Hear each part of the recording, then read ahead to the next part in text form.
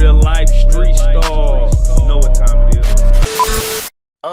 Okay. As far as Diddy is Yes, concerned, sir. any new updates with Diddy trials about to start? Um, is there any more information that you have revolving around Diddy?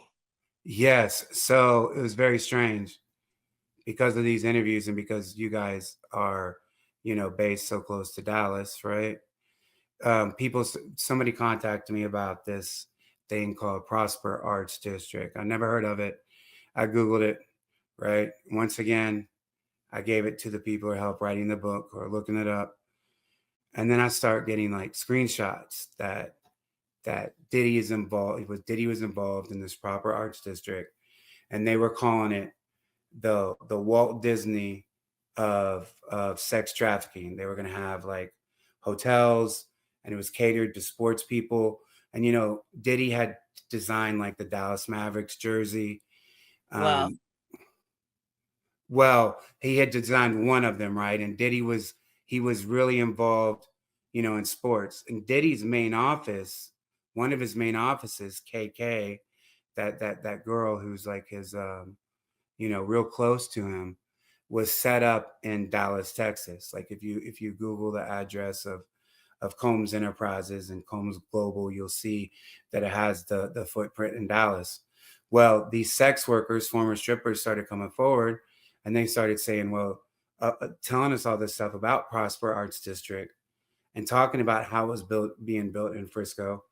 And then once Diddy goes to jail, they've been slowing construction and everything else. So I kept getting, and once again, I don't know whether that is true or not, but the information that we are getting, right, is absolutely crazy, involving him and this place in Frisco, this Prosper Arts District, right? And that's the like I have this weird connection with Dallas. Like in the pandemic, when we were doing the Biggie project, we went to Dallas and we set up in Dallas. We were in Highland Park, right? We got this huge mansion, and that's where we finished the recording of the Notorious Big project and the Marilyn Manson project. Billy came down, Johnny Depp's nephew came down to Dallas, stayed with us in this mansion, and that's where we worked on both projects. So all of Diddy's, bad boys, CJ, all the Biggie estate, they were all there. So all Bad Boys people came with them, because Diddy's kids are so close to Biggie's kids, right? So it was just crazy why we always ended up in Dallas, That's crazy. Yeah. Yeah, Jaguar being in Dallas too is wild. So And then when Jaguar reached out to me, yeah, and I didn't even know, right? I knew she was because I watched her thing, but I didn't realize that she was Dallas, right, and then you guys, Dallas is just like, holy shit, right. So, So but there's a new lawsuit that came out with Druski, yes, Odell Beckham. Can you speak on that? yes. So what I think is weird about that is the Drewski situation is because once again, nobody is mentioning Drewski's best friend, Jack Harlow, right? Because Hmm. Jack Harlow performed with Diddy. Jack Harlow has a bar in one of his songs about Diddy. They were very, very, very close, right?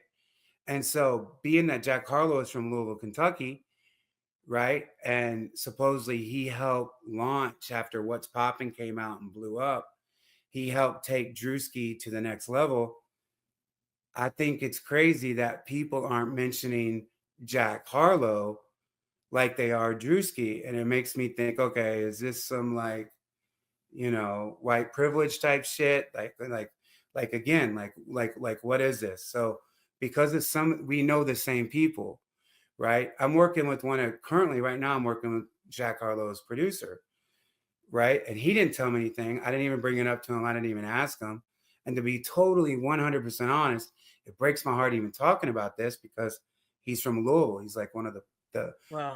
the pride of our city, right? He's been very charitable to our city. He represents our city of Louisville, Kentucky.